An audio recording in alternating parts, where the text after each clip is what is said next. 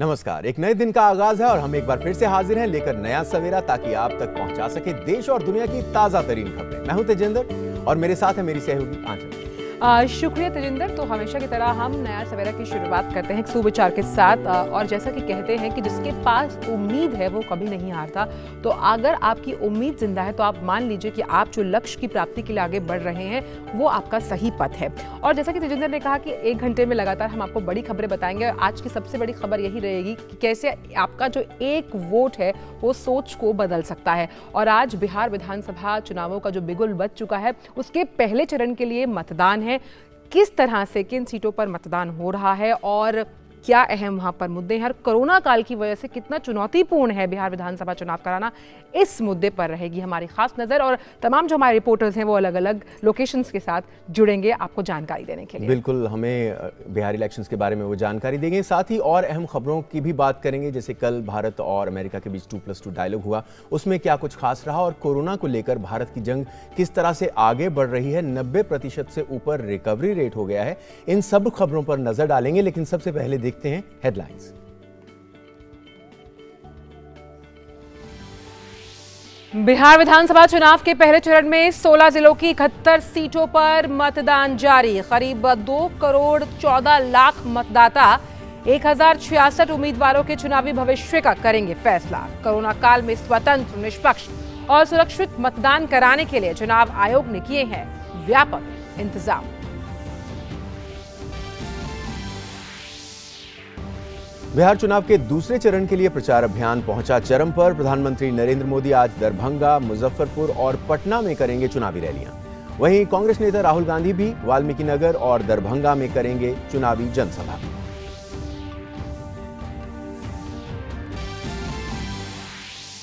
प्रधानमंत्री नरेंद्र मोदी ने देशवासियों से की भ्रष्टाचार के खिलाफ लड़ाई में भारत को मजबूत करने की अपील। कहा, प्रशासनिक प्रक्रियाओं को होना चाहिए पारदर्शी, जिम्मेदार, जवाबदेह और विकास के लिए लोगों के प्रति उत्तरदायी।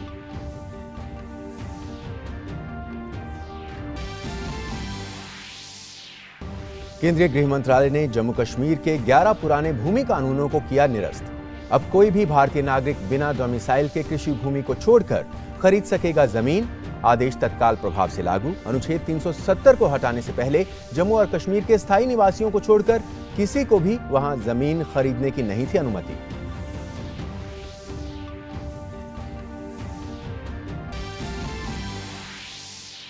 अमेरिकी विदेश मंत्री माइक पोम्पियो ने संयुक्त राष्ट्र सुरक्षा परिषद में भारत की स्थायी सदस्यता का किया समर्थन। कहा, भारत है अमेरिका का अहम साझेदार। चीन की विस्तारवादी रणनीति पर साधा निशाना। पोम्पियो और एस्पर ने प्रधानमंत्री नरेंद्र मोदी से की मुलाकात।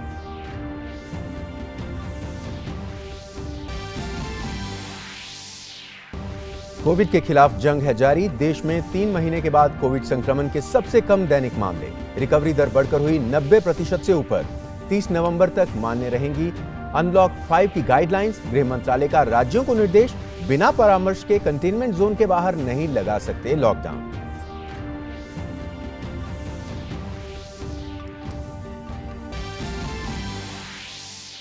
अंतर्राष्ट्रीय खबरों में अमेरिकी राष्ट्रपति चुनाव में मतदान की तारीख नजदीक आते आते प्रचार अभियान पहुंचा चरम पर। ट्रंप और बिडेन ने मतदाताओं का समर्थन पाने के लिए झोंकी पूरी ताकत। शुरुआती मतदान में अब तक रिकॉर्ड 6 करोड़ 90 लाख लोगों ने डाले वोट।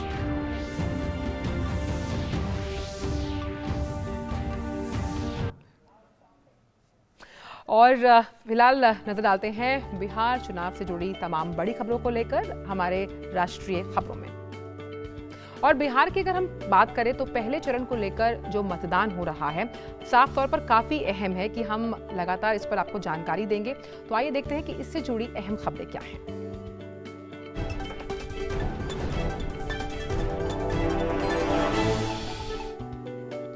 बिहार विधानसभा चुनाव के पहले चरण के लिए आज मतदान हो रहा है। राज्य के 16 जिलों की 71 सीटों पर मतदान के लिए चाक चौबंद इंतजाम किए गए हैं। कोरोना महामारी के दौरान देश में ये पहला विधानसभा चुनाव है, इसलिए इस चुनाव पर पूरे देश की निगाहें लगी हैं। पहले चरण में 31,000 से अधिक मतदान केंद्रों पर मत डाले जा रहे हैं। आज 2 करोड़ 14 लाख से भी अधिक मतदाता अपने अधिकार का इस्तेमाल कर रहे हैं। संक्रमण के खतरे को देखते हुए निर्वाचन आयोग ने मतदाताओं की सुरक्षा के लिए पुख्ता इंतजाम किए हैं। पहले चरण में राज्य के मगध इलाके की 53 और अंग इलाके की 18 सीटों पर वोट डाले जा रहे हैं। नक्सल प्रभावित इलाकों में सुरक्षा के खास तौर पर इंतजाम किए गए हैं। पहले चरण का मतदान के मद्देनजर आज से धारा 144 भी लागू रहेगी। दूसरी और तीसरे चरण का मतदान 3 और 7 नवंबर को संपन्न होंगे। चुनाव परिणाम 10 नवंबर को घोषित किए जाएंगे।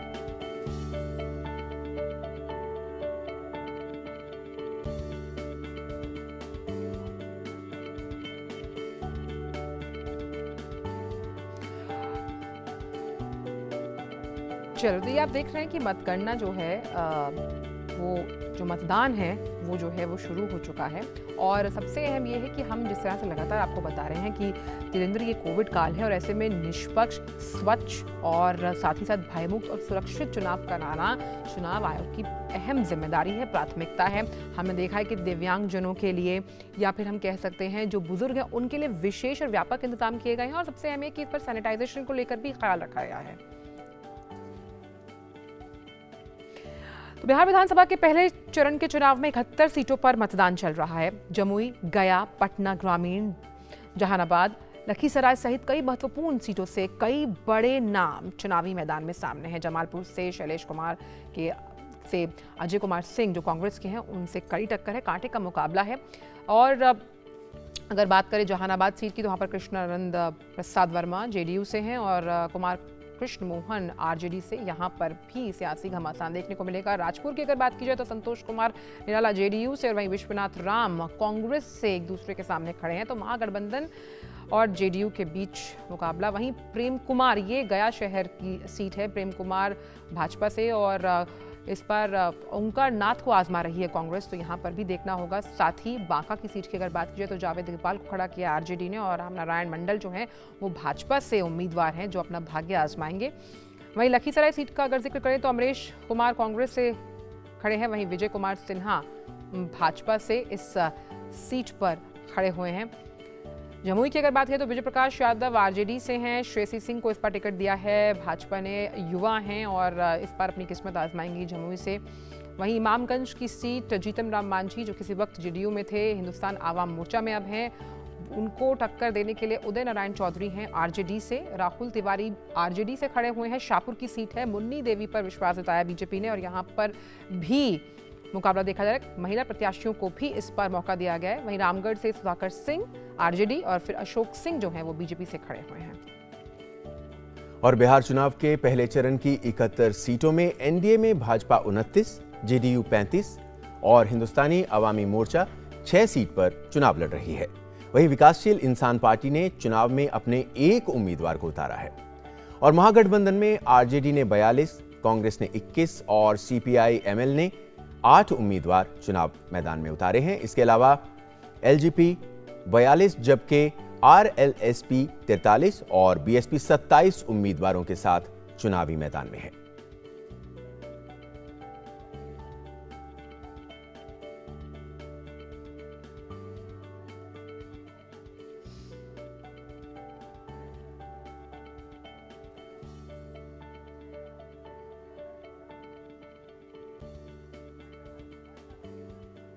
और साथ ही आपको बता दें कि दूसरे चरण में 94 सीटों के लिए 3 नवंबर और तीसरे चरण में 78 सीटों के लिए 7 नवंबर को वोट डाले जाएंगे और मतगणना 10 नवंबर को होगी। और पहले चरण में अगर कुछ दिलचस्प आंकड़ों पर नजर डालें तो गया शहर विधानसभा सीट पर सर्वाधिक प्रत्याशी हैं चुनाव मैदान में। यहां कुल 27 उम्मीदवार चुनाव में अपनी किस्मत आजमा रहे हैं। और सबसे कम प्रत्याशियों की बात की जाए तो कटोरिया विधानसभा सीट पर सबसे कम प्रत्याशी हैं। यहां कुल 5 उम्मीदवार चुनावी समर में ताल ठोक रहे हैं।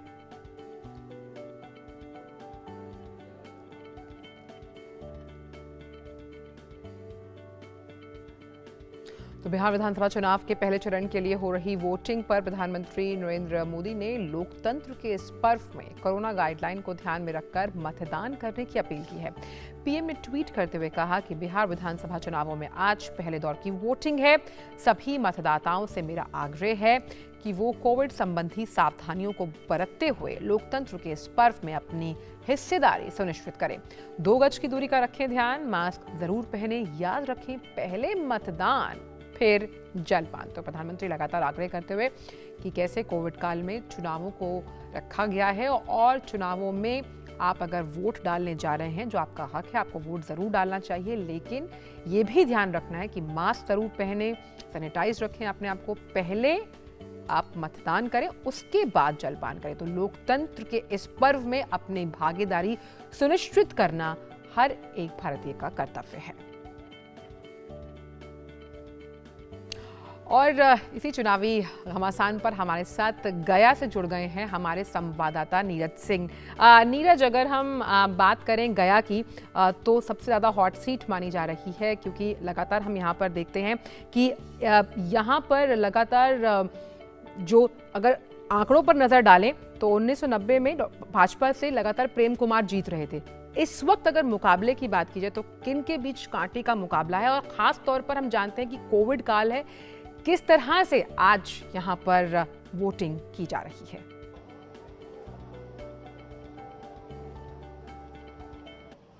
देखिए, बिल्कुल आंचल, गया सबसे हॉट सीट है क्योंकि भारतीय जनता पार्टी के पास पिछले 6 बार से ये सीट भारतीय जनता पार्टी के पास रही है और प्रेम कुमार जो मंत्री भी हैं नीतीश सरकार में, वो यहाँ से लगातार जीते रहे हैं और इस बार भी भारतीय जनता पार्टी ने उन्हीं पर भरोसा जताया है।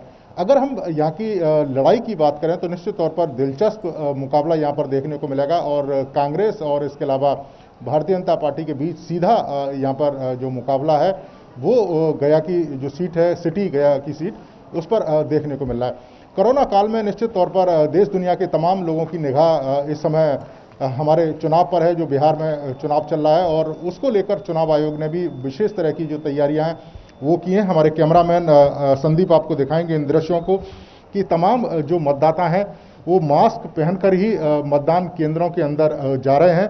वहाँ पर जो भी मतदाता मतदान के लिए जाएगा उसको उसके हाथों को सैनिटाइज किया जाएगा, वहाँ पर उनको ग्लव्स दिए जाएंगे। इसके अलावा जो थर्मल जो स्कैनिंग है वो उनकी की जाएगी और जब उनका टेम्परेचर नॉर्मल होगा उसी के बाद उनको मतदान के लिए अंदर जाने दिया जाएगा। इसके साथ ही चुनाव आयोग ने और भी कई तरह की जो तैयारियां हैं वो की हैं। अगर हम आपको इन दृश्यों को दिखाएं तो अगर आप देखें कि जो भी सुरक्षा कर्मी हैं वो फेस शील्ड पहनकर बैठे हुए हैं। इसके साथ ही जो मतदाता यहाँ पर पहुँचेंगे उनके लिए भी चुनाव आयोग ने एक शेड बनाया है ताकि अगर लंबी लाइन लगती है तो वो इस शेड में आराम से बैठ सकते हैं, पंखे की जो हवा है उसका आनंद ले सकते हैं और अपनी बारी आने के बाद मतदान के लिए वो जा सकते हैं। तो इस तरह के जो इंतजाम हैं वो चुनाव आयोग ने किए हैं। उनके पीने के पानी की व्यवस्था यहाँ पर की है क्योंकि अभी बहुत ज़्यादा जो सर्दी है वो नहीं है, तो निश्चित तौर पर थोड़ी सी गर्मी भी लोगों को लग रही है, तो उसके लिए भी तमाम तरह के जो इंतजाम है वो किए हैं ताकि वो पंखे की हवा में बैठ सके, उनको इंतजार ना करना पड़े। तो ये तमाम तरह के जो उपाय हैं चुनाव आयोग ने किए और लोग भी निकलकर मतदान केंद्रों पर पहुंच रहे हैं और अपने मत का प्रयोग कर रहे हैं। जी, तो हम देख रहे हैं लाइनों में लोग लग रहे हैं और अपने मतदान के लिए वहां पर सुबह ही पहुंचना शुरू हो गए हैं। लेकिन आप गया में हैं तो गया की सीट की ही अगर बात कर लें तो क्यों इस सीट को इतना अहम माना जा रहा है? क्योंकि हमने देखा है कि सभी पार्टियों ने अपनी पूरी ताकत झोंक दी है। प्रधानमंत्री ने भी वहां पर रैली की और उससे पहले बीजेपी अध्यक्ष जेपी नड्डा ने भी अपनी रैलियों की शुरुआत वहीं से की। क्या अहमियत इस सीट की है?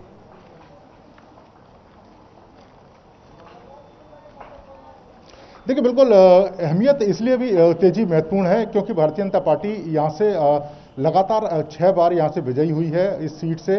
तो निश्चित तौर पर भारतीय जनता पार्टी के लिए ये सीट एक प्रतिष्ठा का विषय है। और दूसरी, जिस तरीके से आप देख रहे हैं कि 27 उम्मीदवार गया से चुनावी मैदान में है इस सीट से, तो अपने आप में ये बताता है कि यहाँ पर दूसरी जो पॉलिटिकल पार्टियां हैं वो किस तेजी के साथ इस सीट को जीतने की कोशिश कर रही हैं। इसके साथ साथ ही इस पूरे इलाके में बगावत एक बड़ा कह सकते हैं कि इशू रहा है पॉलिटिकल पार्टियों के लिए, और यही कारण है कि बड़ी संख्या में जो उम्मीदवार हैं वो चुनावी मैदान में यहाँ पर हैं।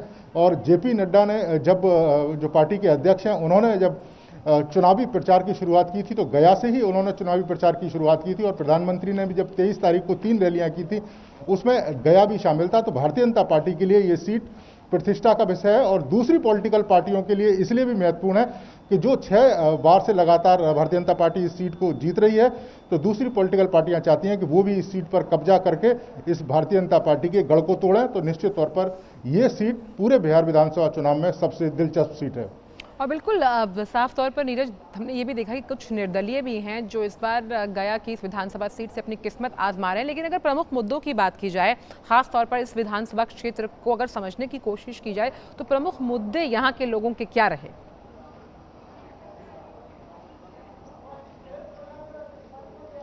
देखिए बिल्कुल कई सारे मुद्दे हैं। अगर आप पूरे गया में अगर जाएं, शहरी इलाके और ग्रामीण इलाकों को देखें, गया से बोध गया अगर आप जाते हैं तो आपको एक बड़ा डिफरेंस दिखाई देता है। बोध गया में चूंकि बोधि टेम्पल है, इसके साथ ही वहाँ पर जो विकास किया गया है वो निश्चित तौर पर देखने लायक है।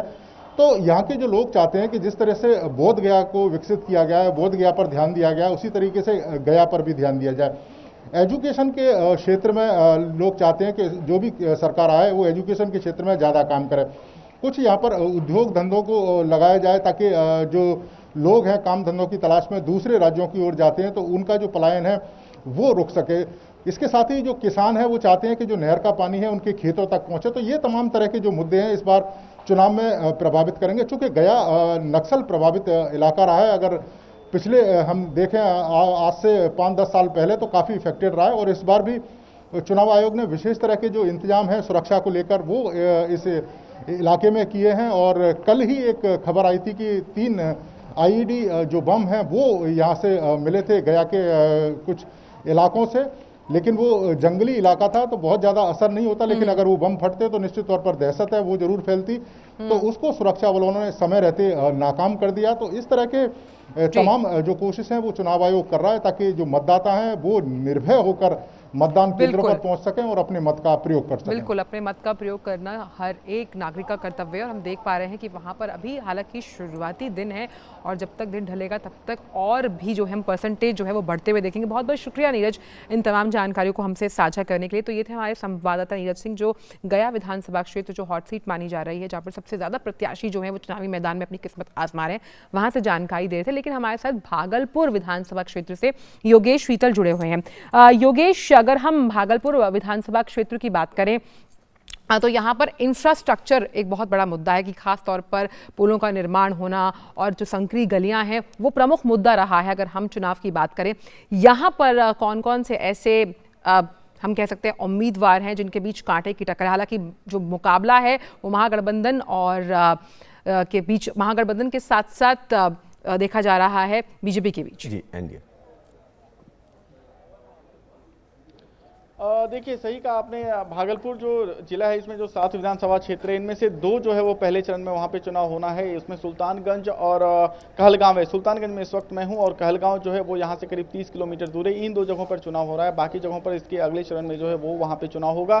मैं आपको सबसे पहले तैयारियों के बारे में बता दूँ। जो यहाँ के आप लाइव विजुअल्स देख सकते हैं कि जो मतदान कर्मी जो यहाँ पे लगाए गए हैं उनके हाथ में आप देख सकते हैं कि सैनिटाइजर है, थर्मल स्क्रीनिंग के लिए व्यवस्था की गई और साथ में हैंड ग्लव्स जो है वो दिए गए हैं। दोनों तरफ आप देख सकते हैं और जिस तरीके से मतदान जो मतदाता यहाँ पे आ रहे हैं उनको प्रॉपर जो स्क्रीनिंग है, जो प्रोसीजर है बेसिकली जो चुनाव आयोग के द्वारा ले डाउन किया गया है उसका जो फॉलोअप जो होता है, अनुसरण जो होता है वो यहाँ पे किया जा रहा है। ओवरऑल सिक्योरिटी पर्सनल्स भी यहाँ पे डिप्लॉय किए गए हैं ताकि शांति व्यवस्था जो है वो मेंटेन नहीं, किसी तरह का इशू ना हो।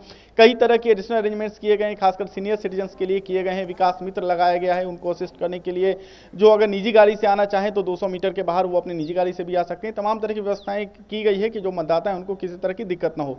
दूसरा सवाल जहां तक आपका था कि जो बड़ी फिगर से खासकर इस क्षेत्र की बात करें, देखिए बुनियादी ढांचा, जैसा कि आंचल आपने कहा कि बुनियादी ढांचा काफी महत्वपूर्ण पहलू होता है अगर आप गंगा के किनारे के इन क्षेत्रों की बात करें, क्योंकि जो विक्रमशिला ब्रिज है वहां का जो जाम होता है वो बहुत मतलब एक बड़ा चुनावी मुद्दा बन गया था। और उसके बाद खास करके जब से ये दूसरा जो वैकल्पिक 4 लेन का ब्रिज जो बन रहा है, जो बेसिकली सीमांचल को यहाँ से जोड़ेगा, खगड़िया है, मधेपुरा है, सहरसा है, जो बेसिकली सीमांचल का एरिया है, वहां से यहाँ जोड़ने के लिए जो 4 लेन का जो ब्रिज का काम हो रहा है वो भी अंडर कंस्ट्रक्शन से माना जा रहा है कि वो कहीं ना कहीं चुनाव में जो है वो अपना जो है वो रोल प्ले करेगा, काफी महत्वपूर्ण भूमिका निभाएगा। कई सारे infrastructure project, basically traffic congestion से जुड़े हुए जो इंफ्रास्ट्रक्चर प्रोजेक्ट हैं, जैसे सड़क है, पुल है, इन सब चीजों का निर्माण इस क्षेत्र में काफी महत्वपूर्ण है, क्योंकि जो सुल्तानगंज का पूरा एरिया है, एक जो यहाँ पे श्रावणी मेला लगता है, अगर आप जुलाई अगस्त की बात करें, हर साल में जो श्रावणी मेला लगता है, जबरदस्त भीड़ रहती है, और उस भीड़ को व्यवस्थित करने के लिए किस तरीके से यहाँ पे डेवलपमेंट किया जाए, इंफ्रास्ट्रक्चर किस तरीके से डेवलप किया जाए, होटल्स किस तरीके से स्टेब्लिश किया जाए, टूरिस्ट स्पॉट के रूप में इसको किस तरीके से डेवलप किया जाए, इन सब चीज़ों का जो है कहीं ना कहीं जिक्र जो है वो चुनाव रैलियों में हमने कई बार देखा। यहाँ पे प्रधानमंत्री भी आए थे 23 तारीख को, नरेंद्र मोदी यहाँ पे भागलपुर में उन्होंने चुनावी रैली की थी। इसके अलावा राहुल गांधी ने भी चुनावी रैली की थी, कई शीर्ष राजनाथ सिंह ने कहलगांव में चुनावी रैली की थी, बाबूलाल मरांडी यहाँ पे आए थे। एक बहुत बड़ा हब हम कह सकते हैं पॉलिटिकल थिंक जो है वो यहाँ से रिलेट करता है। और जिस तरीके से आपने बिल्कुल सही कहा कि इंफ्रास्ट्रक्चर यहाँ पे मुद्दा है। इंफ्रास्ट्रक्चर के अलावा और भी कई मुद्दे हैं जो कि अन्य जगहों पे, मसलन अगर आप रोजगार को देख लें, क्योंकि बड़ी संख्या में लोग जो युवा हैं खास करके वो यहाँ से बाहर जाते हैं, दिल्ली हो, मुंबई हो या अन्य जो बड़े राज्य हैं वहाँ पे जाते हैं रोजगार की तलाश में। वो ये चाहते हैं कि वो रोजगार का जो है उनको मौका यहाँ पे मिले, और यही वजह है कि ये है कि तेजस्वी यादव शुरू से इस बात पे बहुत उन्होंने जो है कटाक्ष कई बार किया, और कई बार सीधे तौर पे उन्होंने कहा है कि वो आएंगे तो लाखों का रोजगार जो है, 10 लाख रोजगार जो है वो यहाँ पे देंगे। एक बेसिकली कोशिश की गई है। तो इसके अलावा कई और मुद्दे हैं, स्थानीय मुद्दे हैं। अगर आप देख लें स्थानीय मुद्दे जो है, मसलन जो है बिजली की व्यवस्था है, सड़कें हैं, ये सब जो स्थानीय मुद्दे, जो बुनियादी मुद्दे होते हैं वो यहाँ पे ऑलरेडी है। बाकी नेशनल मुद्दे भी हैं, चाहे वो आप नेशनल मुद्दे में आप चाहिए तो जो केंद्र सरकार की योजना है आप उसको ले लें, या फिर जो रिलेशंस है अलग अलग देशों के, मतलब आप कहें तो एक कॉम्प्रिहेंसिव अप्रोच जो है, सारे इश्यूज को कवर किया गया है। चाहे वो फार्मर्स बिल ले लें, क्योंकि भागलपुर ये नदी के किनारे बसा इलाका है, तो कृषि कानून का यहाँ पे जो है वो लोगों पे असर पड़ा है, लोग उसको किस तरीके से, यानी कि कुल मिला के कह सकते हैं कि सभी मुद्दे, चाहे वो स्थानीय लेवल के हों, वहां के हों, स्टेट के हों या फिर राष्ट्रीय हों, तो सभी मुद्दे कहीं ना कहीं इन चुनाव में अभी तक नजर आए। बहुत बहुत शुक्रिया योगेश इस पूरी जानकारी को हम तक पहुंचाने के लिए। तो बेहद अहम, और खासकर जिस तरीके से हमारे दोनों संवाददाताओं ने बताया कि किस तरह से इंतजाम किए गए हैं चुनाव आयोग द्वारा, मतदान केंद्रों को किस तरह से सजाया गया है, और लोगों के आने जाने के लिए बहुत ही अच्छे और व्यापक इंतजाम किए गए हैं चुनाव। बिल्कुल, हम देख पा रहे थे कि कैसे सैनिटाइजर्स का उपयोग वहाँ पर किया जा रहा है, मास्क और फेस शील्ड्स का इस्तेमाल है। तो जो लोग भी डीडी न्यूज़ देख रहे हैं, बिहार से जुड़े हुए हैं, तो जाकर आप अपने वोट और मत का इस्तेमाल कीजिए। कोरोना से डरना नहीं है, बल्कि अपने मत अधिकार का इस्तेमाल कर हम कह सकते हैं कि वो बहुत अहम है, कहीं वो पीछे ना रह जाए। इसीलिए चुनाव आयोग ने इतने व्यापक इंतजाम किए हैं कोरोना से लड़ने के लिए। सुरक्षित रहिए, निकलिए और वोट डालिए। और ये तो बात है आज जो पहले फेज का इलेक्शन हो रहा है। बात कर लेते हैं दूसरे फेज का जो इलेक्शन होगा उन खबरों की।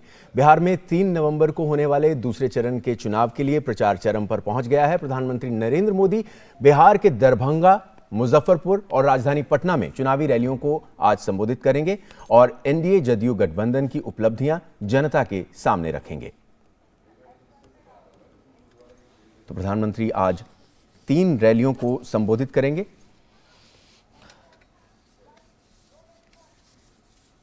और इसके अलावा कांग्रेस नेता राहुल गांधी भी पश्चिमी चंपारण और दरभंगा में चुनावी रैलियों को संबोधित करेंगे।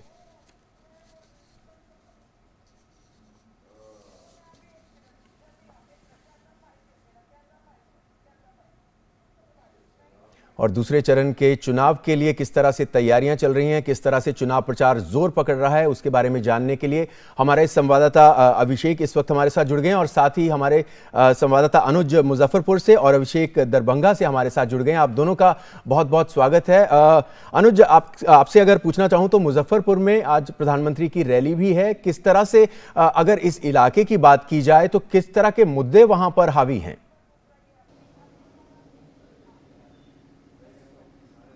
देखिए, बिल्कुल तेजेंद्र, दूसरे चरण के लिए जो चुनाव प्रचार है उसके लिए आज प्रधानमंत्री मुजफ्फरपुर की धरती पर होंगे। बिल्कुल निश्चित तौर पर ये चंपारण के इलाकों से जुड़ा हुआ क्षेत्र है। यहाँ अगर मैं मुजफ्फरपुर की बात करूँ तो पूरे बिहार के अंदर जो सबसे बड़ी यहाँ पर जो कारोबार है वो कपड़े का कारोबार है। थोक व्यापार यहाँ कपड़े का काफ़ी होता है।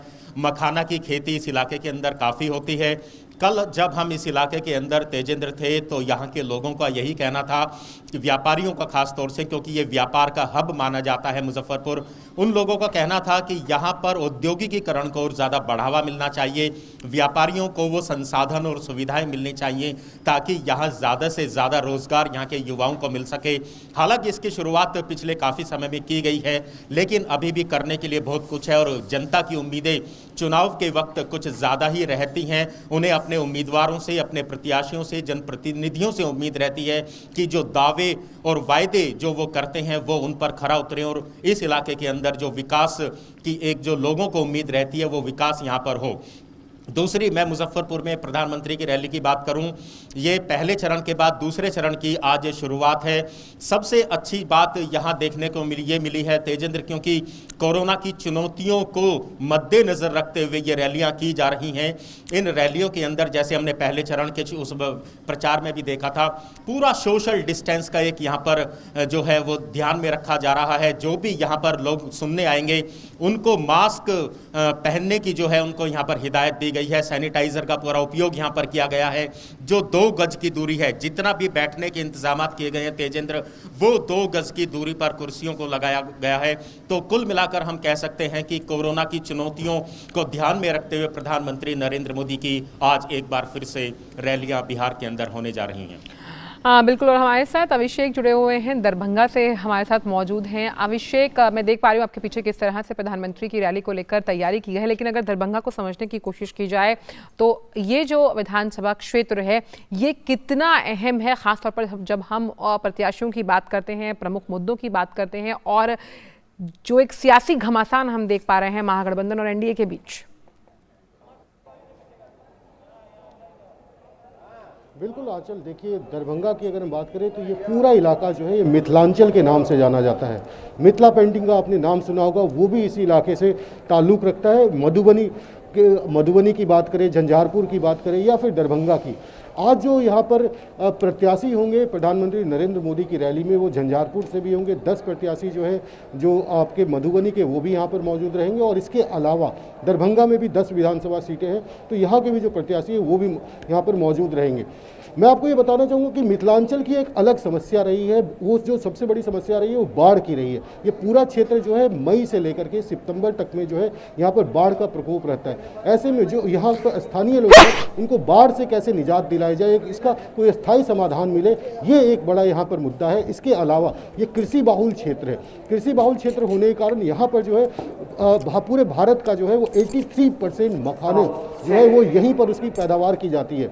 मछली पालन, तालाबों का शहर है दरभंगा को कहा जाता है। ऐसे में मछली पालन और जो आपका मखाना की खेती है वो यहाँ पर किसान 2.5 लाख किसान इसमें जो है उसमें इसकी खेती बाड़ी कर रहे हैं। तो आप ये समझ सकते हैं कि 15,000 हेक्टेयर में जो है ये इसका पूरा जो है मखाने का, मछली पालन का जो उद्योग, खेती बाड़ी जो है वो यहाँ पर चल रहा है। ऐसे में जो किसान हैं उनको और कैसे, किस तरीके से उनकी आमदनी को और बढ़े, उनका कैसे और आगे उनको आय कैसे बढ़े, इसको लेकर के ये भी एक यहाँ पर है कि उनके लिए क्या किया जा रहा है, ये भी एक मुद्दा है। इसके अलावा जो स्थानीय मुद्दे होते हैं वो हर चुनाव में, क्योंकि ये लोकसभा चुनाव नहीं है, इसमें जो है उस तरह के मुद्दे नहीं है। राष्ट्रीय मुद्दे यहाँ पे कम है, स्थानीय मुद्दे ज़्यादा है। सड़क, बिजली, पानी, उसमें काफ़ी यहाँ पर बदलाव भी देखा गया है कि काफ़ी बदलाव आया है। आज से पहले एक दशक पहले की बात करें और अब की बात करें, लेकिन जो स्थानीय मुद्दे होते हैं, चूँकि कई सारी पार्टियाँ होती है, 60 रजिस्टर्ड पार्टी है बिहार में जो चुनाव लड़ रही है, और ऐसे में छोटे बड़े सभी पार्टियों के अपने अपने यहाँ पर मुद्दे हैं जो स्थानीय तौर पर है।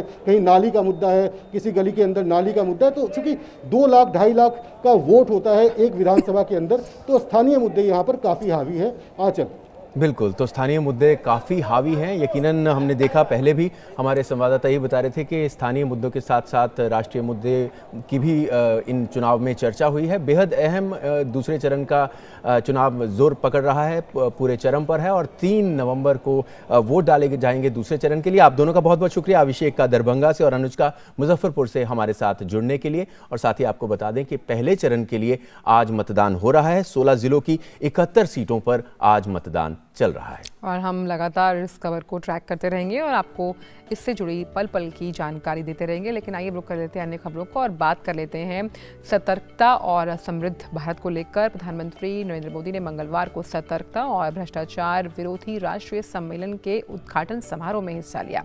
इस मौके पर प्रधानमंत्री ने कहा कि भ्रष्टाचार से न सिर्फ देश के विकास को ठेस पहुंचती है बल्कि इससे सामाजिक संतुलन भी बिगड़ता है। पीएम ने सभी से भ्रष्टाचार से डटकर मुकाबला करने का आह्वान भी किया। सतर्क भारत समृद्ध भारत के मुद्दे पर मंगलवार को प्रधानमंत्री नरेंद्र मोदी ने वीडियो कॉन्फ्रेंसिंग के जरिए सतर्कता एवं भ्रष्टाचार के खिलाफ एक राष्ट्रीय सम्मेलन का उद्घाटन किया। पीएम ने कहा कि भ्रष्टाचार से न केवल देश के विकास को ठेस पहुंचती है बल्कि ये सामाजिक संतुलन को भी तहस नहस कर देता है। पीएम ने कहा कि 2014 में सत्ता संभालने पर देश में भ्रष्टाचार के माहौल को बदलना एक बड़ी चुनौती था और सबसे पहले सरकार ने काले धन के खिलाफ कमेटी बनाकर अपनी प्रतिबद्धता दिखाई। प्रधानमंत्री ने कहा कि बीते वर्षों में देश भ्रष्टाचार पर जीरो टॉलरेंस की अप्रोच के साथ आगे बढ़ा है। पीएम ने भ्रष्टाचार को कई और अपराधों से जुड़ा बताते हुए कहा कि इसके लिए कड़े कदम उठाने होंगे। करप्शन हो, इकोनॉमिक ऑफेंसेस हो, ड्रग्स का नेटवर्क हो, मनी लॉन्ड्रिंग हो या फिर टेररिज्म, टेरर फंडिंग हो, कई बार देखा गया है कि ये सब एक दूसरे से जुड़े होते हैं और इसलिए हमें करप्शन के खिलाफ सिस्टमेटिक चेक्स, इफेक्टिव ऑडिट्स और कैपेसिटी बिल्डिंग एंड ट्रेनिंग, ये सारे काम मिलकर एक होलिस्टिक अप्रोच के साथ करना ही होगा। भ्रष्टाचार के खिलाफ अपनी सरकार के कदमों को गिनाते हुए पीएम ने कहा कि आज ये गर्व के साथ कहा जा सकता है कि घोटालों वाले उस दौर को देश पीछे छोड़ चुका है। प्रधानमंत्री ने कहा कि भ्रष्टाचार कई राज्यों में राजनीतिक परंपरा का हिस्सा बन गया है। पीएम ने भ्रष्टाचार का वंशवाद को नई चुनौती बताते हुए कहा कि ये देश को दीमक की तरह खोखला कर देता है। बीते दशकों में हमने देखा है कि जब भ्रष्टाचार करने वाली एक पीढ़ी को सही सजा नहीं मिलती तो दूसरी पीढ़ी और ज्यादा ताकत के साथ भ्रष्टाचार करती है। उसे दिखता है कि जब घर में ही करोड़ों रुपए काला धन कमाने वाले उनका कुछ नहीं हुआ या फिर थोड़ी सी सजा पाकर वो छूट गया तो उसका हौसला और बढ़ जाता है। इस वजह से कई राज्यों में तो ये राजनीतिक परंपरा का हिस्सा बन गया है। पीढ़ी दर पीढ़ी चलने वाला भ्रष्टाचार का ये वंशवाद देश को दीमक की तरह खोखला कर सकता है। प्रधानमंत्री ने देशवासियों से अपील की है कि वो भ्रष्टाचार के खिलाफ लड़ाई में अपना योगदान देते रहें ताकि समृद्ध भारत और आत्मनिर्भर भारत के सपने को पूरा किया जा सके। DD news. केंद्रीय गृह मंत्रालय ने मंगलवार को जम्मू कश्मीर के पुराने 11 भूमि कानूनों को निरस्त कर दिया है। इसके साथ ही अब यहां कोई भी भारतीय नागरिक बिना डोमिसाइल के कृषि भूमि को छोड़कर जमीन खरीद सकता है। गृह मंत्रालय ने जम्मू कश्मीर पुनर्गठन केंद्रीय कानूनों के अनुरूप के तीसरे आदेश 2020 के तहत 11 कानूनों को निरस्त किया है। अधिसूचना के मुताबिक ये आदेश तत्काल प्रभाव से लागू कर दिया गया है। गृह मंत्रालय ने Jammu Kashmir elimination of land act, Jammu and Kashmir big landed estates abolition act, Jammu and Kashmir common lands regulation act 1956 जैसे पहले के अधिकांश भूमि कानूनों को निरस्त कर दिया है। बीते साल 5 अगस्त को केंद्र सरकार ने जम्मू और कश्मीर से अनुच्छेद 370 को निरस्त करते हुए इसे 2 केंद्र शासित प्रदेशों में विभाजित कर दिया था। अनुच्छेद 370 के तहत जम्मू कश्मीर को विशेष दर्जा प्राप्त हुआ था। अनुच्छेद 370 को हटाने से पहले जम्मू और कश्मीर के स्थायी निवासियों को छोड़कर कोई भी यहां जमीन नहीं खरीद सकता था।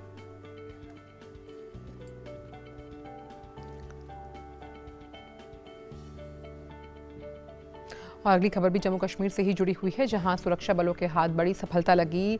बडगाम के मोचुबा इलाके में मुठभेड़ में सुरक्षा बलों ने 2 आतंकवादियों को ढेर कर दिया है। मुठभेड़ अभी भी जारी है। और बडगाम मुठभेड़ पर अधिक जानकारी के साथ जुड़ रहे हैं हमारे संवाददाता सलमान काजी। सलमान, हम जिस तरह से हम समझ पा रहे हैं कि अभी भी मुठभेड़ जारी है, लेकिन क्या पता लग पा रहा है कि जो पूरा इलाका है, अगर इसकी भौगोलिक स्थिति को समझने की कोशिश की जाए तो, और ये मुठभेड़ जो है वो कब शुरू हुई? ये मुठभेड़ कल रात को शुरू हुई है और जो ये इलाका है ये जो श्रीनगर सिटी है इसके बहुत बिल्कुल नजदीक है। हालांकि बडगाम डिस्ट्रिक्ट में है, लेकिन ये इसको आप श्रीनगर के सबर्ब्स में भी कह सकते हैं। ये जो ये फायरिंग हो रही है, तो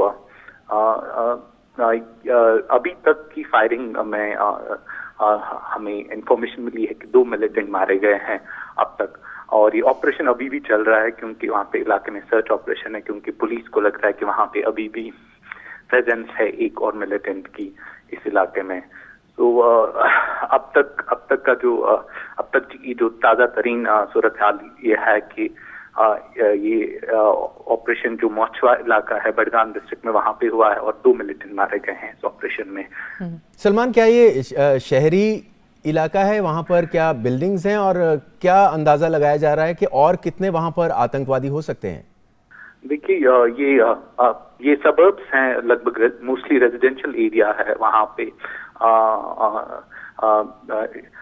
तो इलाका जो है ये सबर्ब्स में है। हालांकि जो मकान है वो मोस्टली कंस्ट्रक्शंस वहां पे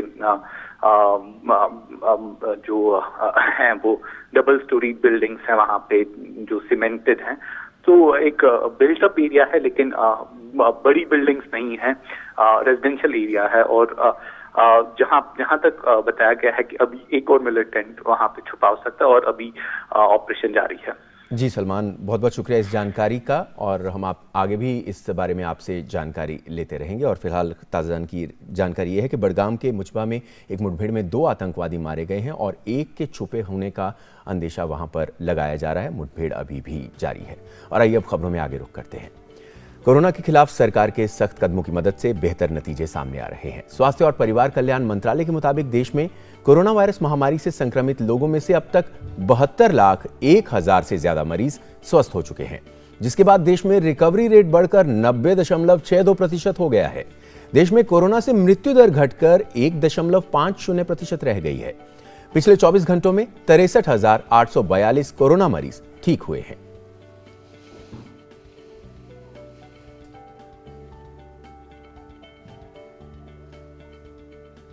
और कोरोना के खिलाफ जारी इस जंग में भारत टेस्टिंग में मजबूती के साथ आगे बढ़ रहा है। भारतीय चिकित्सा अनुसंधान परिषद के अनुसार 26 अक्टूबर तक कोरोना वायरस के लिए कुल 10,44,20,894 सैंपल टेस्ट किए गए, जिनमें से 9,58,116 सैंपल कल टेस्ट किए गए।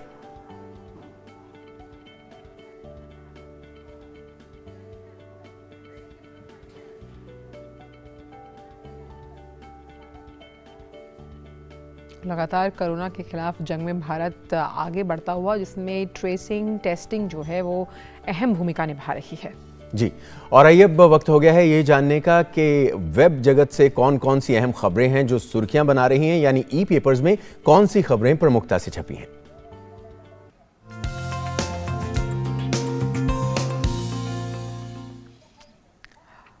और वेब से सारी खबरें समेटकर हमारे साथ हमारे सहयोगी नितेंद्र इस वक्त मौजूद हैं। नितेंद्र, क्या कुछ खबरें आप समेट कर लाए हैं अपने पिटारे में आज सुबह हम सबके लिए? शुक्रिया आंचल और तेजिंदर। निश्चित तौर पे आज 5 खबर हमने सेलेक्ट किया है, और जो पहली खबर है वो राजस्थान पत्रिका से है, और ये तकरीबन जितनी भी वेब में है वो स्टोरी लीड कर रही है। और वो स्टोरी है कि बिहार में जो पहले चरण के चुनाव है सभी वेब अखबार में लीड स्टोरी है। तो मैंने भी उसको थोड़ा सा टच किया है क्योंकि ऑलरेडी आप लोगों ने दिखा चुका है। आज बिहार में 71 सीटों पे पहले चरण का चुनाव हो रहा है।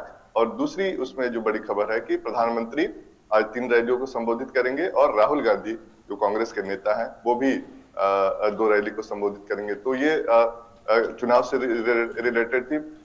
दूसरी जो बड़ी खबर है वो जागरण से है, और उसमें ये बोला गया है कि जो केंद्र सरकार ने प्राथमिकता के आधार पर जरूरतमंद लोगों को कोरोना वैक्सीन देगी। जो बार बार ये हो रहा था कि कई राज्य अपने स्तर पे कर लिए थे घोषणा कि हम अपने निवासियों को, राज्य के निवासियों को फ्री में कोरोना वैक्सीन देंगे। उस पे केंद्र सरकार का ये रिएक्शन है, क्योंकि सरकार ने, केंद्र सरकार ने तय किया है कि जितने भी राज्य हैं उनमें जितने लोग जरूरतमंद हैं उनकी लिस्ट इस महीने के आखिर तक देने की बात की गई है। और जब भी वैक्सीन आएगा तो जरूरतमंद को पहले दिया जाएगा। और इसके लिए राज्यों से यह अनुरोध किया गया है कि आप राष्ट्रीय रुख अपनाएं, न कि क्षेत्रीय, कि अपने अपने राज्यों को फ्री में बांटने की बात हो रही थी। तो एक बड़ी खबर है कोरोना के वैक्सीन के लिहाज से।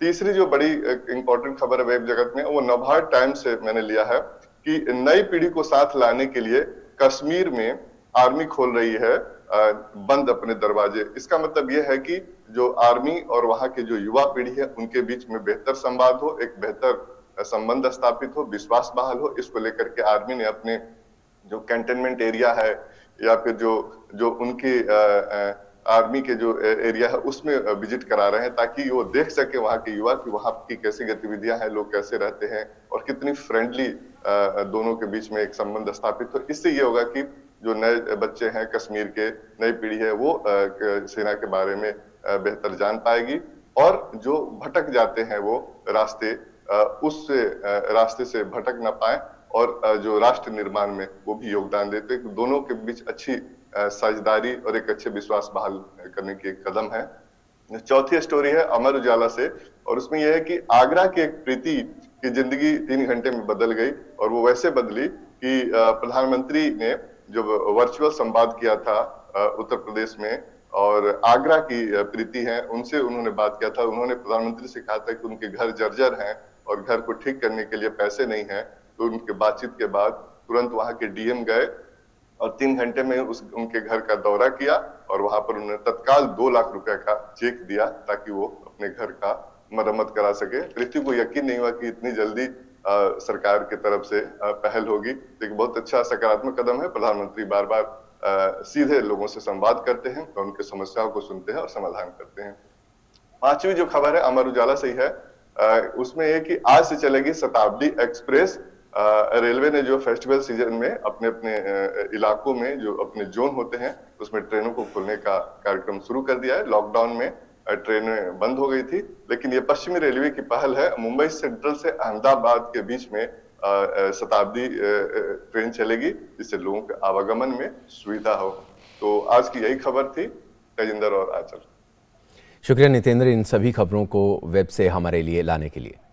काफ़ी अहम खबरें बताई नितेंद्र। सबसे अहम है कि हम जानते हैं कि आगे आने वाला त्योहारी सीज़न है, छठ आने वाली है, दिवाली आने वाली है। ऐसे में ट्रेन्स का इस हिसाब से चलना उन लोगों के लिए बहुत है जो अपने घर जाना चाहते हैं। इस कोरोना काल में हम जानते हैं कि सुरक्षा के सभी मानकों के साथ ट्रेन्स चलाई जा रही हैं। बिल्कुल।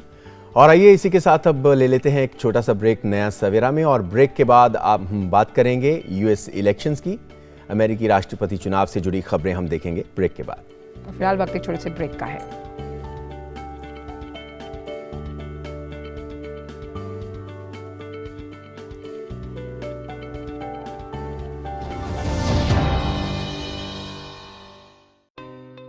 देश की प्रगति का आधार कुशल प्रशासन तो है ही, जनता की ईमानदारी तथा राष्ट्र के विकास के प्रति उनकी निष्ठा भी महत्वपूर्ण है। देश की समृद्धि के लिए यही मुख्य आवश्यकता है। बच्चों को घर से ही ईमानदारी एवं नैतिकता का पाठ पढ़ाना आवश्यक है ताकि बड़े होकर देश के विकास में उनका योगदान सुनिश्चित हो सके। देश भर में सतर्कता सप्ताह इस वर्ष सतर्क भारत समृद्ध भारत की परिकल्पना के साथ 27 अक्टूबर से 2 नवंबर 2020 तक मनाया जा रहा है और अनेक जागरूकता कार्यक्रम चलाए जा रहे हैं। आप स्वयं सतर्कता के साथ संसाधनों का सदुपयोग करें, औरों को प्रेरित करें एवं पारदर्शिता और निष्ठा के साथ काम करते हुए समृद्ध राष्ट्र के निर्माण में अपना बहुमूल्य योगदान दें। एनटीपीसी द्वारा जनहित में जारी। ये विशाल है ना, इसका सब प्रॉपर चलता है। कल उसके बैंक अकाउंट में 15,000 रुपए का फ्रॉड हुआ है, पता है? इसको तो कोई टेंशन ही नहीं होती है। देखना। टेंशन क्यों? मेरी कोई गलती नहीं थी। फिर भी फ्रॉड होने पर मैंने तुरंत बैंक को इन्फॉर्म कर दिया। आरबीआई कहता है अगर आपके अकाउंट से किसी ने धोखे से पैसे निकाले हैं तो बैंक को जल्द से जल्द इन्फॉर्म कीजिए। 3 दिन के अंदर इन्फॉर्म किया तो कोई नुकसान नहीं होगा। जितना लेट करोगे उतना ज्यादा नुकसान। और सुन, सब चलता नहीं है, प्रॉपर चलाना पड़ता है। आरबीआई कहता है जानकार बनिए, सतर्क रहिए। पक्की होगी बुनियादें तो हंसे हिंदुस्तान होगा। पहले करो शुरुआत करो, करो तो पक्की बात करो। पहले करो शुरुआत करो, करो तो पक्की। वंडर सीमेंट, एक परफेक्ट शुरुआत। ब्रेक के बाद आप सभी का स्वागत है आपके खास शो नया सवेरा में। और आइए रुक करते हैं उन खबरों का जो दुनिया भर के मोर्चे से बटोर रही हैं सुर्खियां।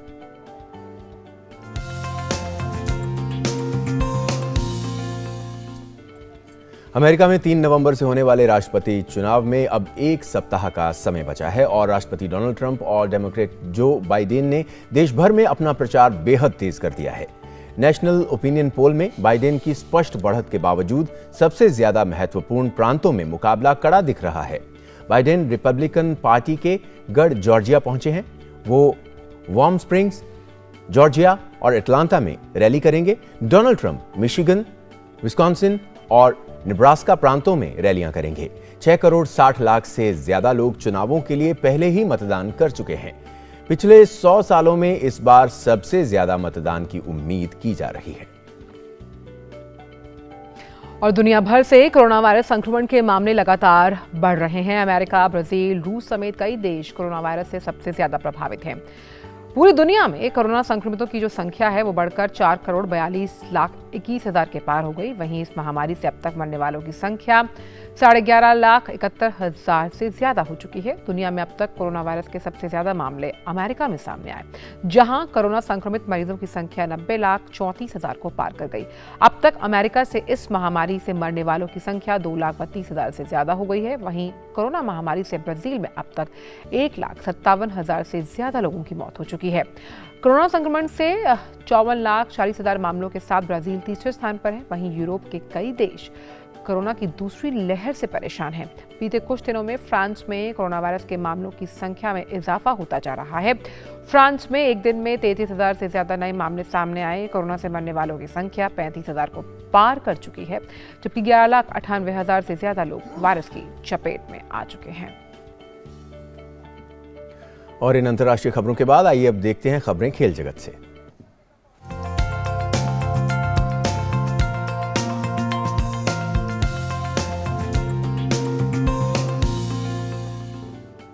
भारत के ऑस्ट्रेलिया दौरे का कार्यक्रम जारी हो गया है। बीसीसीआई के ऑस्ट्रेलिया दौरे के लिए टीम के ऐलान के बाद भारत के दौरे का शेड्यूल भी सामने आ गया है।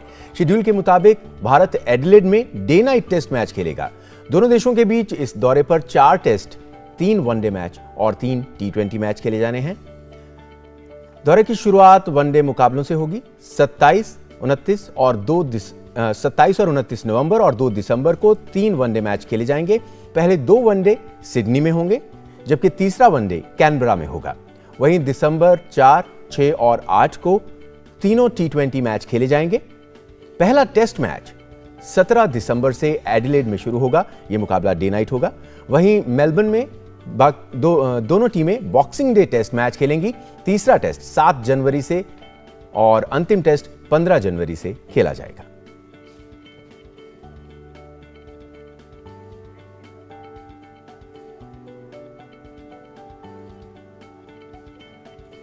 और खेल की खबरों के बाद बात कर लेते हैं खूबसूरत पहल की।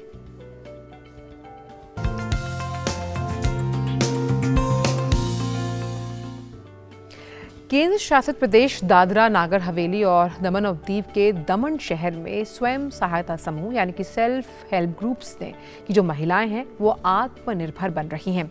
उन्होंने पापड़ का लघु उद्योग शुरू किया, जिससे उनकी अच्छी खासी आमदनी हो रही है। वहीं वोकल फॉर लोकल के तहत स्थानीय नागली के पापड़ को एक अलग ही पहचान मिल रही है। आइए देखते हैं। केंद्र शासित प्रदेश दादर और नगर हवेली और दमन और दीव के दमन शहर में स्वयं सहायता समूह से महिलाएं आत्मनिर्भर बन रही हैं। उन्होंने पापड़ का लघु उद्योग शुरू किया है, जिससे उनको अच्छी खासी आमदनी मिल रही है। वहीं वोकल फॉर लोकल के तहत स्थानीय नागरिकों के पापड़ को एक अलग पहचान मिल रही है। ओरिजिनल अपने को आइटम मिलती है, ऐसा उसमें मिक्सिंग आएगा नहीं और खुद वो खान के बनाती है। मिल में ऐसा पीस के नहीं लाते, ये लोग खुद ही मेहनत करके बनाते हैं। इसके लिए वो बेटर है, स्वादिष्ट में भी। पापड़ वगैरह है, चकरी, तो ये मैं आता जाता रहता हूँ और यहाँ से लिया है, स्वादिष्ट भी है। दरअसल ग्रामीण विकास मंत्रालय ने राष्ट्रीय ग्रामीण आजीविका मिशन शुरू किया था। इसके तहत संघ प्रदेश प्रशासन द्वारा DRDA के माध्यम से इन महिलाओं को अन्य राज्यों की विजिट कराई गई थी। दमन की इन महिलाओं ने देखा कि महिलाएं संगठित होकर आत्मनिर्भर बन सकती हैं। हम लोग को राष्ट्रीय ग्रामीण आजीविका मिशन के अंतर्गत हम लोग को तालीम मिली थी, तो वहाँ से ही हम लोग को प्रोत्साहन मिला कि हम लोग ये कुछ नया करें। तो फिर वहाँ की जो ग्रामीण बहन थी उन लोग से हमको एक प्रोत्साहन मिला कि कुछ हम लोग भी झरी गाँव में कुछ कर सकते हैं। तो हम लोग को पापड़ बनाना आता था, चकरी बनाना आता था, पापड़ी नागली की, चावल की आती थी। तो वहाँ से हमने थोड़ा बहुत शुरुआत की और जो हमारा सरकार की ओर से रिवॉल्विंग फंड मिला था उनमें उससे हमको बहुत फ़ायदा हुआ। फिर उसमें से हमने शुरुआत ये अन्नपूर्णा गृह उद्योग की स्थापना की। दमन के स्वयं सहायता समूह उर्वी और श्रद्धा मंडल ने इस यात्रा से प्रेरित होकर पापड़ का लघु उद्योग शुरू किया। इसके लिए इन महिलाओं को जिला प्रशासन का भी सहयोग मिला। इस लघु उद्योग को 7 महीने हो चुके हैं और ये अपनी एक अलग पहचान बना रहा है। कोरोना के समय में मास्क, सैनिटाइजर और सोशल डिस्टेंसिंग का प्रयोग करते हुए ये महिलाएं पापड़ तैयार कर रही हैं। हमारा प्रोडक्ट हमारी पहचान बन रहा है। प्रधानमंत्री का जो सपना था लोकल का वोकल, वो उसमें हम हमारा सहयोग दे रहे हैं। हमारे यहाँ जो प्रोडक्ट है वो हम यहाँ तो बेच ही रहे हैं और बाहर के जो लोकल आ रहे हैं वो भी खरीद रहे हैं और उनको भी अच्छा लग रहा है। हमारे यहाँ दमन में ये प्रसिद्ध हो चुका है। ये महिलाएं उड़द, मूंग चकरी, अचार और पापड़ बना रही हैं। महिलाएं जहां काम करती हैं उसी घर के निकट एक स्टॉल लगाया गया है। स्थानीय लोग भी इनको बढ़ावा देने के लिए स्थानीय पापड़ ही खरीद रहे हैं। खास बात यह है कि ये महिलाएं वोकल फॉर लोकल को अपनाकर अच्छी खासी कमाई कर रही हैं और आत्मनिर्भर बन रही हैं। कह सकते हैं कि यदि संगठित होकर प्रयास किया जाए तो बहुत कुछ बदल सकता है। Bureau report, DD news. तो तेजिंदर, वोकल फॉर लोकल जिसका आह्वान लगातार प्रधानमंत्री करते आ रहे हैं और करते रहेंगे, हमने उसकी एक वानगी देखी है और सबसे अहम ये है कि हमें अपनी दादी नानी का ज़माना याद है, पापड़, वड़ियाँ और ये अचार बनाने का, और कैसे आप इससे वैश्विक पटल पर भी अपनी पहचान बना सकते हैं। ये कर दिखाना अपने आप में आत्मनिर्भरता की सही पहचान है। बिल्कुल आपने सही कहा और मेरा ध्यान ज़्यादातर पापड़ में ही था क्योंकि मेरे लिए दोपहर का खाना बिना पापड़ के अधूरा रहता है। बिल्कुल, और अब अगर हम जब लंच करेंगे तो हम ज़रूर कोशिश करेंगे कि पापड़ को अपने लंच में ज़रूर यूज़ करें, और जो लोग वहाँ पर हैं वो स्थानीय लोग हैं, उन्होंने भी इसको बहुत सफल बनाया है। और आइए अब बात कर लेते हैं आपकी सेहत को लेकर।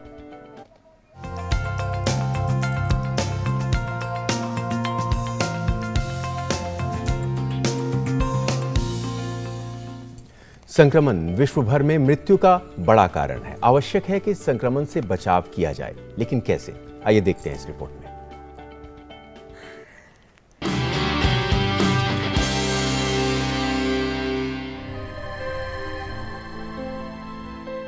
संक्रमण स्वास्थ्य के लिए बड़ा खतरा है।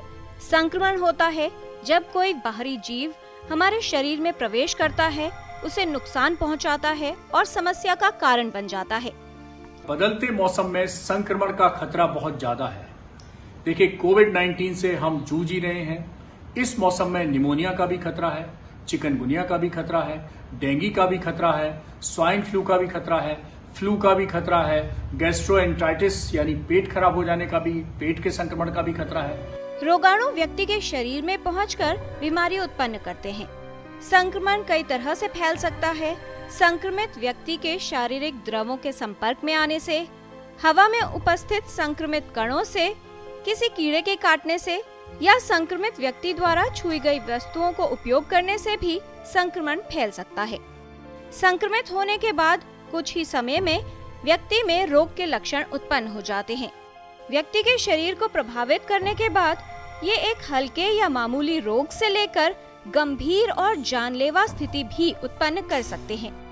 कई कारक हैं जो संक्रमण के खतरे को बढ़ाते हैं, जैसे स्वच्छता का अभाव, साफ सफाई का ध्यान न रखना, पोषण की कमी, रोग प्रतिरोधक क्षमता कमजोर होना, सही व पूर्ण टीकाकरण न करवाना, संक्रमित व्यक्ति के संपर्क में आना, एंटीबायोटिक दवाओं का अत्यधिक और अनावश्यक प्रयोग और बढ़ती उम्र, इन सभी से संक्रमण होने का खतरा बढ़ जाता है। संक्रमण से सुरक्षित रहने के लिए शुद्ध वायु, शुद्ध पानी, शुद्ध भोजन और स्वच्छता का वातावरण होना बहुत जरूरी है। मास्क लगाए रखिए, फिजिकल डिस्टेंसिंग बनाए रखिए, और हाथ साबुन से धोते रहिए। संक्रमण से बचाव के लिए आवश्यक है कि स्वच्छता का पालन करें और सावधानी रखें। संक्रमण से बचाव करना हमारे अपने हाथों में है, इसलिए अपने हाथों को बार बार धोते रहें और अपनी सेहत के सुरक्षा कवच यानी अपनी रोग प्रतिरोधक क्षमता को मजबूत बनाएं, जिससे बीमारियों और संक्रमण से बचा जा सके। किरण भारद्वाज, डीडी न्यूज।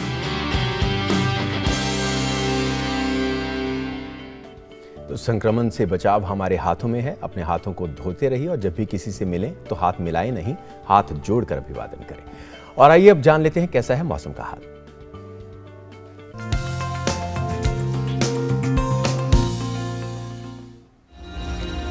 तो केरल, तमिलनाडु, पुडुचेरी में अलग अलग स्थानों पर भारी वर्षा की संभावना जताई जा रही है। वहीं अगर उत्तर भारत की बात करें तो वहां पर मध्यम गरज के साथ बौछारें पड़ने की भी संभावना है। समुद्र की स्थिति का अगर जिक्र करें तो बंगाल की उत्तरी खाड़ी और पश्चिम बंगाल, बांग्लादेश की जो तट है वहां पर बहुत तेज हवाएं चलने का अनुमान है। इसलिए जो मछुआरे हैं वहां उन्हें तटों पर ना जाने की सलाह दी गई है कुछ समय के लिए। और आइए रुक कर लेते हैं उन राज्यों का जहां जो प्रमुख तापमान है प्रमुख शहरों का, वो क्या है अधिकतम और न्यूनतम।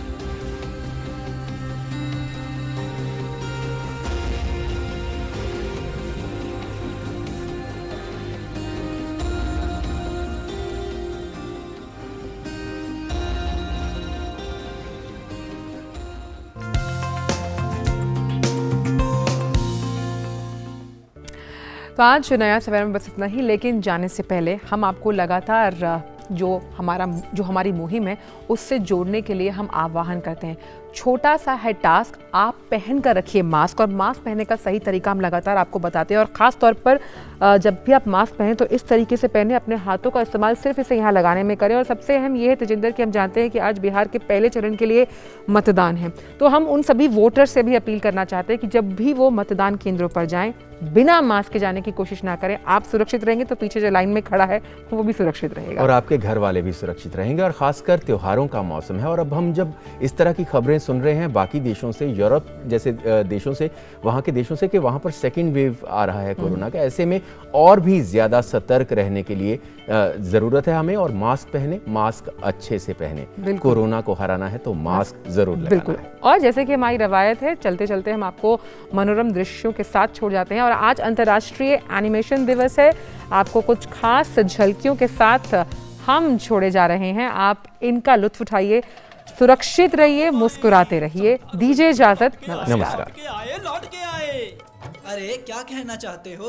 तूफान आने से पहले तार वाले टेलीफोन का, बिजली के उपकरणों, चार्जर आदि का उपयोग न करें। सभी विद्युत उपकरणों को अनप्लग करें। खिड़कियों और दरवाजों से दूर रहें और प्लम्बिंग और मेटल पाइप को न छुएं। बहते पानी का उपयोग न करें। बिजली तो कहीं भी गिर सकती है और पानी के द्वारा आपको अपना शिकार बना सकती है। अरे ये भी तो बताओ, घर को बिजली से कैसे बचाएं? हमेशा अर्थिंग सुचारू रखें। अपने घर के इलेक्ट्रॉनिक उपकरणों की सुरक्षा के लिए सर्ज रक्षक का प्रयोग करें। बिजली गिरने पर सुरक्षा देने वाली छड़ों का इस्तेमाल करें। किसी को बिजली का झटका लगे या बिजली गिरे तो प्रभावित का फौरन इलाज कराएं, चिकित्सक के पास ले जाएं और यदि आवश्यक हो तो सीपीआर करें, सीपीआर करें, सीपीआर करें, सीपीआर करें, सीपीआर करें, सीपीआर करें, सीपीआर करें, सीपीआर करें, सीपीआर करें।